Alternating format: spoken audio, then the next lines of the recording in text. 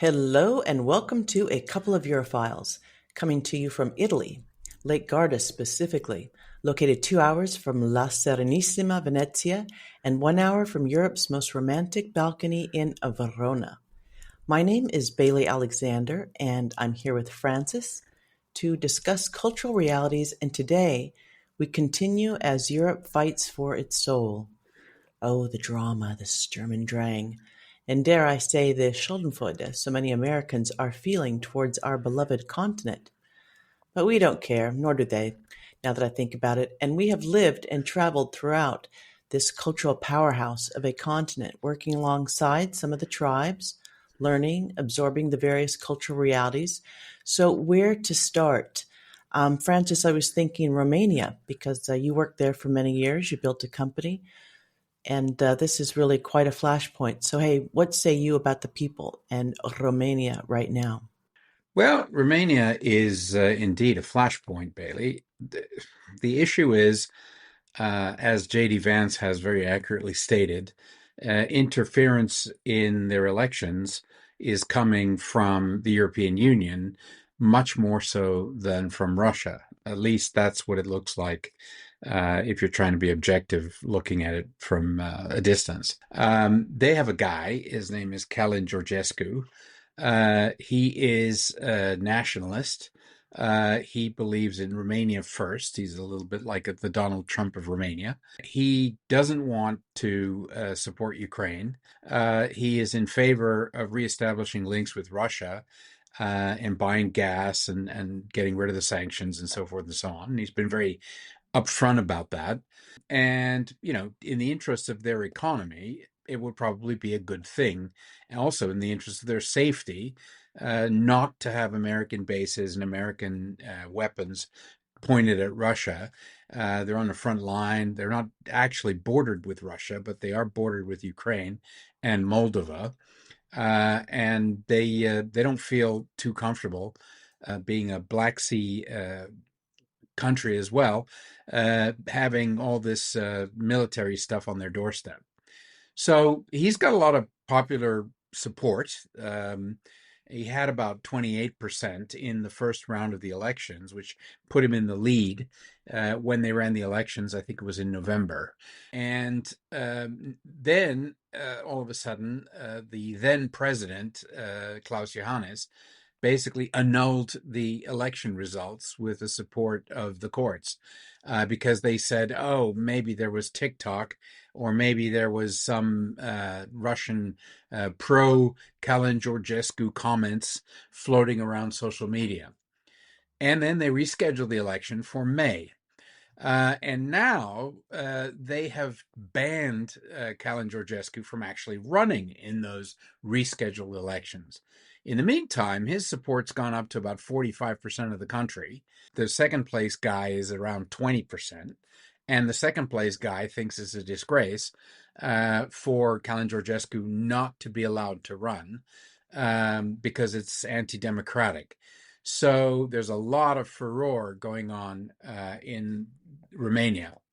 And one has to remember that Romania was the East Bloc country that actually had a violent revolution in order to free itself from Ceausescu because they don't like being denied their democracy, right? The police and military services ended up siding with the people back then and not deciding to get aggressive with their people. Romania has tremendous social cohesion. It's like Italy was maybe 40 years ago. Family is very, very important. Everybody cares about their neighbors. It's a tremendously cohesive place, and it is like that because of the communist legacy. They didn't have anything, so they relied on each other. And it's a very dangerous thing to mess with their democracy because they will fight and actually stand up against any threats to it. And right now, it looks people are talking potential new revolution in Romania. Now, maybe that's exaggerated, maybe not, but it's certainly a very volatile situation. And in our view, they should really let the guy run. And then if they can defeat him at the ballot box, all well and good. but actually banning him from running is one of the least democratic things imaginable. So they should really not do that. And that's what they're doing currently. And no one knows what's going to happen. It really is. We're just really right in the middle of it, right? It's a turbulent era. So let's move over to Macron. Macron, the French will never allow the Germans to rise again militarily, but they're really trying to put on this united front that they're going to put forth this military, this army. What do you think is behind how some of these guys are positioning themselves? Look, it's ridiculous. Essentially, the globalists, shall we call them, which include Macron, the European Union, and Merz in Germany, they're all trying to push this narrative that Europe is a single thing and we should run it and we should spend an incredible amount of money to beef up the military. And it should get, France says it should be run by France, and Germany says it should be run by Germany. And they're all basically talking and talking. The truth is that France has no power to determine whether the Germans can rebuild their military or not. That is up to the Germans. The French, or Macron in particular, is trying to push a narrative where he is the savior of Europe, and he's trying to pretend that he has a mandate to actually represent Europe on the international stage. And because he's representing all of Europe, his opinion matters because Europe is a large place. The truth, however, is that he doesn't even represent France. He doesn't have a majority in his parliament, and therefore he can't spend money without getting approval from his parliament, which means he has to actually negotiate with the other parties who don't like him all that much in order to get even 2 cents. So it's just talk at present, right, from Macron. And the French people are not supportive of going massively into debt and sending their troops to fight in Ukraine because they sensibly recognize that French expeditionary force capability is probably, if let's be generous, might be able to field 30,000 people if they really tried hard. France does have an independent military. It does have its independent logistics. It could deploy a force. But 30,000 people is nothing when the Russians have 700,000 in Ukraine, right? There's no way that 30,000 are going to make a difference. And the French haven't fought a real war in a long time. And the Russians have been fighting one every day for the last 3 years. So it's a foregone conclusion. If they do send them, they're going to be at least in a lot of trouble, if not going to get wiped out. So the French people are like, why do we need to do that? There's no reason for us to die for Ukraine. And they're protesting on the streets of Paris right now against Macron and his militaristic plans. The European Union is taking a position on defense because they feel that America is no longer reliable. So what they're saying is we're going to relax the financial rules to allow countries to incur deficit spending if the spending is being made for defense. Now that they can do, right? The European fiscal rules have been set by the European Union in order to protect the euro. And if they choose to relax those rules, countries can go into debt to finance defense. But the actual decision of whether to do that or not belongs to the country. Italy, for example, is unlikely, when they're going to spend some more money on defense, but they're not going to quadruple their defense budget just because the European Union says they can. Meloni's government would never survive that because both her coalition partners and the people don't want to spend the money on bullets, right? They want to spend the money on social services and things that matter to the Italian people. The same in Germany. Merz has talked a lot about how he's going to do this and he's going to do that, but he's not even the chancellor yet. So he needs to form a coalition. He very deviously tried to pass a bill that would allow him to access those funds before the new parliament is sitting. So he was relying on the old parliamentarians who have not been reelected in order to pass that bill, and it failed because the Greens basically balked at it. And so he doesn't even have the votes in the old parliament, let alone the new one, to make that happen. So, it's a lot of talk, a lot of noise. What did Shakespeare say? Much noise and thunder signifying nothing. That's what's going on. They're all panicking. The globalists are running around, and Europe is in a time of change. We don't know what's going to happen. We don't know how it's going to work out, but we know it's changing. And things that used to be reliable and that we could count on are no longer so reliable, like the American support. And it's interesting to see what happens. Do you think that some of this turmoil, some of this reaction from the EU leaders is coming from the fact that Trump may or may not close down NATO? Now, some people are saying he's not saying anything of the sort, but other people suggest that NATO is like a slush fund. So if you look at Musk and Trump going after the US aid, a lot of people look at NATO as a US aid as a slush fund. Do you have any thoughts on that? NATO is an anachronism in my view. NATO was formed in order to counter Soviet expansion under Stalin and his subsequent leaders of the Soviet Union. And it succeeded, right? The Soviet Union fell. The Berlin Wall came down. Everybody thought there would be a huge peace dividend. And NATO should have disbanded at the same time as the Warsaw Pact when all the Eastern Europeans became independent. And even the Soviet Union broke apart, and previous SSRs, such as Kazakhstan, the Baltic states that used to be part of the Soviet Union, and they all declared independence, including Ukraine. So, yay, NATO won. Okay. Since then, America kept it together primarily so it could use it as a fig leaf for its military expansion and opportunities overseas. Oh my gosh, let's make NATO go into Afghanistan. Let's make NATO do stuff in the Middle East. Let's make NATO do stuff here, there, and everywhere. It was never designed to do that. It was a pure defensive pact designed to protect member states from invasion from the East. Invasion, as in somebody coming to Italian soil and or let's be generous, German soil or Danish soil. That's what it was for. And it's been essentially turned into something that it was never intended to be. And that is problematic, for example, for Italy, because Italy has in its constitution that it's not allowed to declare war unless it's supporting its NATO partners under Article 5. That's actually constitutional. So when NATO decides to go into places like Afghanistan, Italy is not allowed to participate, even if it wants to. So, and Italy is just one country, but there are other countries who have similar restrictions on use of force overseas.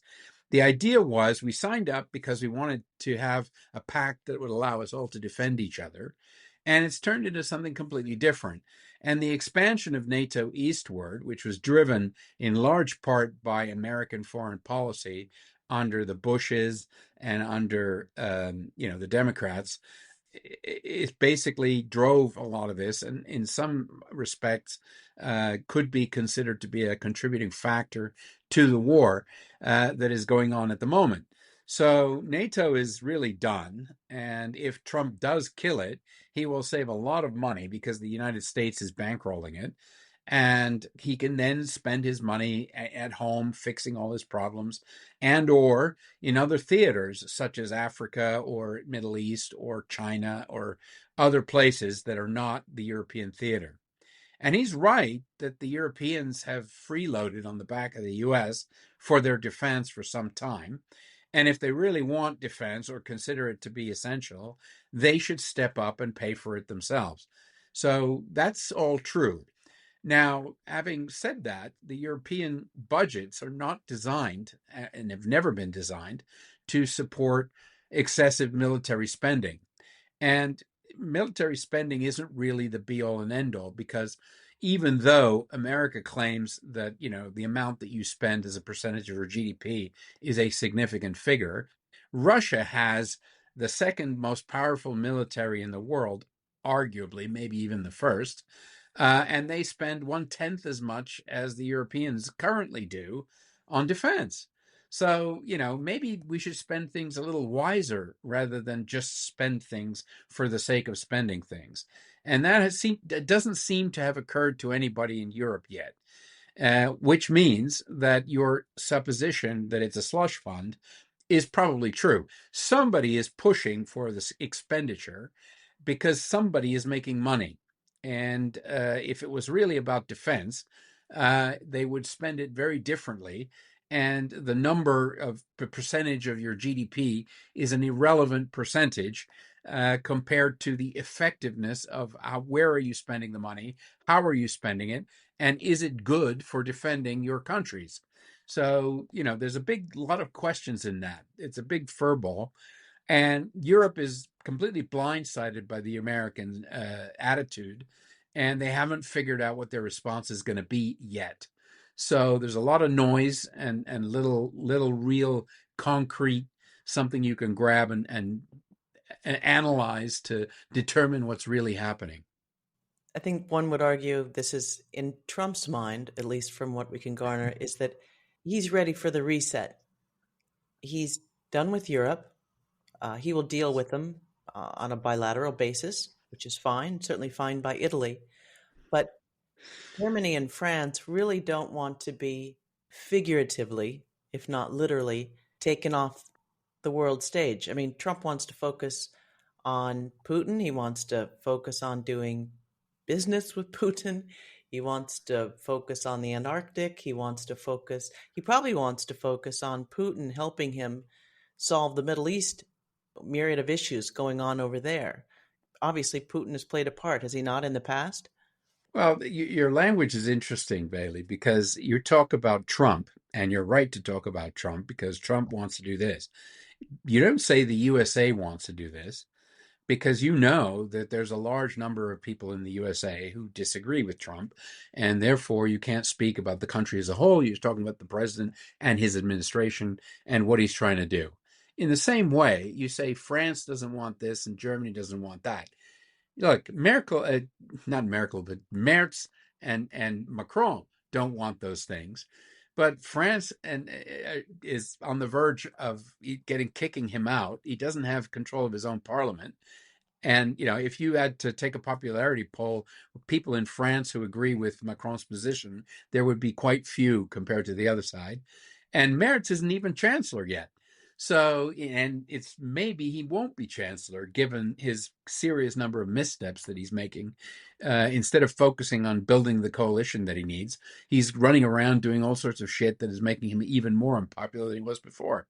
So, at the end of the day, those two individuals are still trying to drive the globalist train, but they haven't realized that somebody has decoupled the carriages and they're basically racing along the track and nothing's following them, right? So, eventually they'll figure it out and they'll have to go back with their tail between their legs to find out what happened to all the carriages. And then they'll figure out what they're going to do. But at the moment, it's still very chaotic, and it's very premature to speak about the policy of the individual countries, right? I would say that Giorgia Meloni is firmly in charge of Italy. Her popularity is growing. She was popularly elected. She's not likely to lose her seat anytime soon. So you could take some extrapolation from her positions as to what Italy's positions are, although you have to take that with a grain of salt because she has coalition partners who disagree with some of her things. And if the disagreement gets too large, there'll be new elections. So, you have to take things comme ci, comme ça, as they come. Let's figure out what's going on. But one thing is for sure, Europe is not over. A lot of people are talking about Europe is over. And first of all, there is no Europe. Europe is a continent. It's full of wonderful cultural diversity, as we all know, and we've spoken about on our podcast several times. We have differences of every kind, shape, and whatever. We have a lot of different cultures and old cultures that have been there for thousands of years. The Greeks, the Italians to some extent. Europe has been the cradle of culture and democracy and civilization for a long time, and it's going to continue to survive afterwards. The shape of it may change, and the direction, the importance is going to change, much like it has in the States over the election recently. Sure, Europe can change, but it's not over, right? Europe will always be there long after we're gone. So that's my 2 cents on the topic. Well, when you look at when you think of Merz and Macron, and then of course you think of Starmer, which I never consider the UK part Do of we Europe. think of Starmer? I don't much, but I more importantly, I don't think of the UK as part of Europe, and I'm certainly not alone in that. There's a very tiny bridge that connects it to Paris, and beyond that, not much. But my point is that this drama has been so interesting to watch unfold. Like I said, Merz and Macron and some of the players are just posturing in such a way, and yet Meloni is trying to find her way. You and I live in Italy, and we're surprised at how well Italy is doing. I mean, part of its style in general, stay under the radar. They, like I said, the day after the war broke out, they quietly went down south and secured contracts for the Transmed pipeline. Our gas has not increased. They just received a $40 billion investment from the UAE. And of course, there's Starlink. Now, you've brought up some issues about Starlink because obviously Maloney has a close working relationship with Musk. Maybe they're looking at Starlink. That Starlink is under review, right? Because Yeah, I mean, you're talking about national security, okay? Which is an overused term because, like in America, everything is national security. But in Italy, some things are national security, right? If your military depends on a communications network that can be switched off by a foreign billionaire at any time when he wishes, then it's not a very good thing for your national security, right? So, you need to control. The French are very wise about this. They have done this for decades. The French, unlike the British and several others, they've always built their own military equipment, right? They don't want to be dependent on anybody else for their defense, right? They have their own planes, they have their own tanks, they have their own stuff. And Italy, it buys a fair amount of foreign equipment, but it also makes quite a few of its own equipment, the Ariete tanks and the Centauros, and Leonardo is one of the biggest aviation players. So we do make our own, and we are making our own F-35s under license from the U.S. But if we're dependent on command and control on a system that could be flipped off with a switch by somebody sitting outside of Italy, that's a concern. And Meloni, despite having very close links with Musk, and Starlink is building a factory in Italy to produce stuff. It's great, wonderful. You don't want to actually sign a contract that puts your military in hock to Elon. And they only have to look at Ukraine and the threat that Musk has of being able to switch off their communications right when they're in the middle of a war to realize why it's a really bad idea to rely on, private enterprise to fill these mission critical roles in society, right? Defense is a national thing. It's not a thing that you buy from somebody else. so, what about the other countries? What about what's going on with India and Brazil and the BRICS? Do you have anything to say about that? Yeah, India is great. Its economy is growing. The BRICS are doing very well. They have very cheap resources. They buy their gas and so forth from Russia, and they're building their economy, doing well. India, in particular, is the world's largest democracy, and they have had a policy of not being told what to do by anyone for the longest time. Their foreign minister, Jashankar, is very experienced. He's a little bit like Lavrov, and he goes around and they always question him. Why don't you set up sanctions against this? And why have you done this? And why are you doing that? Don't you realize you're supporting the war? He said, listen, I'm managing stuff for India. India first, as Trump would say. I'm going to continue to do stuff for India. If Trump can bring a deal that basically is bigger and better for India than the BRICS, India is forced to choose, then, great, but it had better be better than the BRICS. If it's worse than the BRICS, India's going to stay with the BRICS. Why wouldn't they? They're looking out for over a billion people in their own economy. They're doing much better than they used to be doing. I mean, I went over there a few times last year, the year before, and it's changed tremendously in the last 10 years. They've modernized, they've cleaned the place up. It looks completely different. It's a place that's going places. It's all happening in India. Same in China. I haven't been there, but I read a lot about it, and I see the reports. China is also doing really well. They do have some demographic issues with their aging population. India doesn't.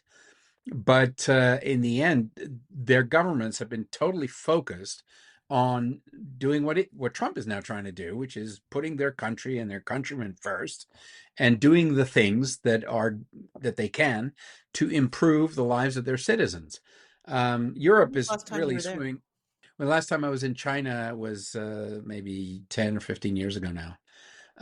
But I was in India last year, so it's So I heard they're trying to make a train that goes. 1,000 kilometers an hour. Yeah. To do that, you probably need to go into maglev technology. The Chinese are doing little things, but the problem with that is it needs to be super reliable because it's difficult to keep that working. So, So what are your thoughts about the UK? well, the UK is I don't know. They don't know what they're doing, unfortunately. The UK is in bad shape. They have essentially, over the decades, destroyed their manufacturing capability. So they have a services-based economy, which is based on essentially looking after other people's money, mostly in London. They have a huge disparity of wealth between London and the rest of the country. If they were part of Europe, London would be by far the richest region in Europe, and the rest of the country is amongst the poorest in all of Europe. It's poorer than Poland. It's poorer than Romania. I mean, they've been overtaken by those countries outside of London. So, they have issues with the imbalance. They've got issues with their currency. They have issues with overspending. They're spending very, very poorly on the military, and their military situation is pretty awful. Um, and they talk like they're military power, but they really don't have the wherewithal to take on Russia, even though they talk like they do.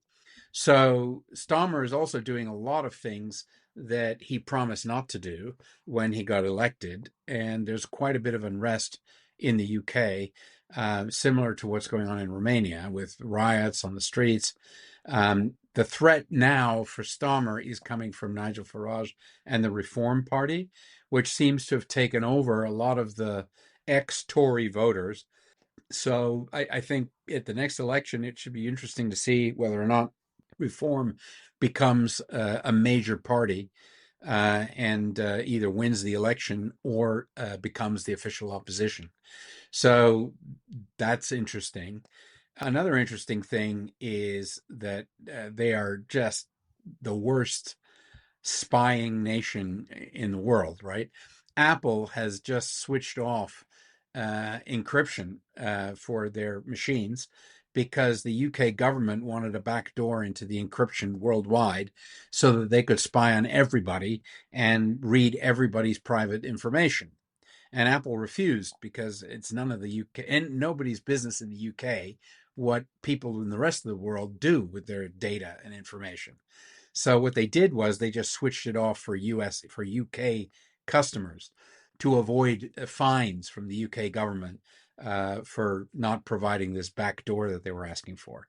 And that has led to serious discontent amongst the UK people. They don't like being spied on, even though their government just doesn't have any rules there whatsoever. So it's in a situation where they don't really have constitutional protections against this sort of thing because they're one of the few countries in the world that doesn't have a constitution. So they have to rely on Parliament. And when Parliament is voting for these things, it begins to look a lot like what J.D. Vance says it looks like, which is elected dictatorship. And that's a problem for the Americans. And it's a problem for the British citizens if only they would realize it. And the rest of the world just doesn't care anymore. So, whatever they do, do it on your island and just stay out of everybody's hair. Do you remember when we lived in Paris? We lived in Paris from 2006 to 2009. And you were in London. You were meeting a friend of yours named Mike. And you guys were going to take a road trip from London to Paris on your motorcycles. And you went through what did you do? You were at a mall or something? And do you remember in the kiddie section they had these fake videos? Yeah, so we went on a motorcycle ride from London to, we're actually heading towards Malta, and we stopped in Paris. But in England, when we got to the waiting area for the tunnel, there is a children's park, with swings and seesaws and other stuff, and they had fake traffic cameras in the park, sort of observing the park. They weren't real cameras, They were installed. but They it were was like training them. they're training the children to understand that there's cameras everywhere. London has more cameras per square meter than any other place, and it's so that the police can watch the muggers and the rapists from every angle possible from their little control rooms, because they don't have any actual people on the street to prevent the crime, but they sure have pictures of the crime. And no matter what it hasn't stopped the crimes from happening, but they have pictures of everything, and they use it to identify. They've got software that can identify people. So if you attend a meeting or a rally or something, then the police are going to put you on a list somewhere, and it's like North Korea in some ways. Well, it is a different state of mind, and really what it showcases, what it highlights, are the different cultural realities, and we care a great deal about cultural realities because we've experienced a lot of them, and once you stop projecting and then start absorbing, it's quite a trip. Okay, I think it's time to wrap up. And thank you so much for listening. Of course, I'd like to mention my book. It's called Personal Legends of Piemonte. And I'm happy to announce I'll have a book signing in Rome in the Eternal City on April 10th at the Almost Corner Bookshop. And if you're brushing up on your Italian and getting ready for a trip to Italy, Personal Legends is written in both English and Italian together. The first half is in English and the second is in Italian. So you can not only read about people fulfilling their destiny, you can learn a little Italian. So, hey, please check out my website on baileyalexander.com for further information, book signings, giveaways, little films, and oh so much more. So, hey, thank you so much for listening, and ciao for now. Arrivederci.